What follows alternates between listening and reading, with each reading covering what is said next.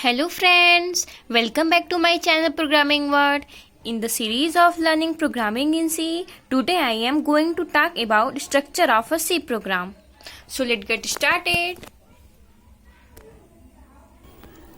So here we can see that by the help of simple graph, I included whole sections in this box for better understanding. So we can see that for make the whole structure of C programs, we have to know about these sections. The first one is documentation section, the second preprocessor section, and the third one is definition section, and the fourth one is global declaration section. The fifth one is main section, and the sixth is sub-programming section. So now let us discuss about the first one is documentation section. So here there are many form of sections in C programs to convert and make whole structure. As well as we know, the first one is documentation section. It is also called comment section. Document section, or you can also call, you can also say it is comment section. It means that here we can see the documentation section is divided into two parts. The first one is single line comment and the second one is multiple line comment. Now what does this means? This line would be ignored by the compiler. Compiler will not execute this line. Compiler is not going to convert this line into object code. Completely compiler will ignore this line. It means that in the whole program, compiler will execute these lines. Means that the first one is single line comment. The symbol of single line comment is here. This sign is called single line comment. And here this is multiple line comment. We can write forward slash strict. This is only slash and this is slash strict. For example, in the program, if we write Harahua Varanasi and we included this single line comment, so this is totally ignored by the compiler. This will be not executed in program. And here in the multiple line comment, if we write any program for addition of two numbers and this sign will be multiple line comment. So both are totally ignored by the compiler. So both are just for understanding. And the next one is link section. So now there are some predefined functions in C library, built-in functions. As well as we know in the previous video, we have discussed about in the feature of C program that C is having many built-in functions, predefined functions. So now here we can see that the first one is has include studio.h, like that include conio.h, include math.h, and like this many predefined functions we can see that. So what is studio.h? Studio.h means standard input output library functions. In the C program, we use studio.h for printf and scanf.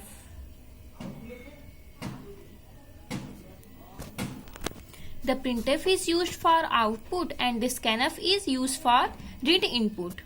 So now what is conio.h? Conio.h means console input output. It means that we can include getch for conio.h to hold the program. Understand? And the next one is include math.h. We can use math.h for mathematical programming, for just means in the C program a set of functions to perform mathematical operations such as square root to calculate the square root, etc. I hope you are understand. And the next one is string.h. We can use string.h for find to colorful output. So this is clear. Now the next one is definition section. This section defines all the symbolic constant. Now what does that mean? Suppose we write down here has defined pi 3.14, as well as we know the value of pi is 3.14 or 22 upon 7, or has defined max 50. So in the whole program the value of pi is 3.14 always, and the maximum value of in whole program is always 50. We also call it macro defined function. What does macro defined function? Clear? And here the next one is global declaration section. So here we can see that the global declaration function comes at the beginning of the program and they are visible to all parts of the program. For example, here we can see that if we write down any program, here int a void sub, if we subtract or sum or multiple or divide any function, if we write down, then this is curly braces, int a and semicolon. So before void function, if we write down any declaration of variable, it is also called global declaration. And after the void function, in the curly braces or body of our main program, if we write down any variable declaration, so it is also called local declaration. So I hope you will understand. Now the next one is main section. We can see that the body of main section. So before getting started main section, I want to tell you something very important, that this section is optionally. This is also optionally. This is you want to include it or not include it. This is also optionally, and it is want to include it or optionally. But this function is compulsory to use. In the C program, this is you have to include, and in a program there can be only one main function. This question can also be asked many times, how many functions can be there in a program? So only one main function, right? Only one main function. Then now how we will write main function? Like here we can see that this is the body of main function, and here also two parts, declaration part and executable part. Two parts are there. One is declaration part and second is one of executable part. So here in the declaration part, we declare some variables if we want to declare, like int a, int b, and any variable kind of. But in executable part, it was that logic, like if we want to find of sum, and then executable part means sum is equal to a plus b. It means that if we declare any variable like a and b, int a and b, so the executable part means sum is equal to a plus b, right?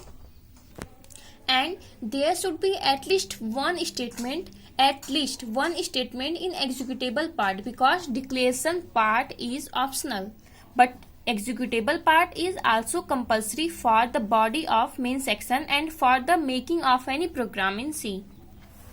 So I hope this is clear. And now the next one is subprogram section.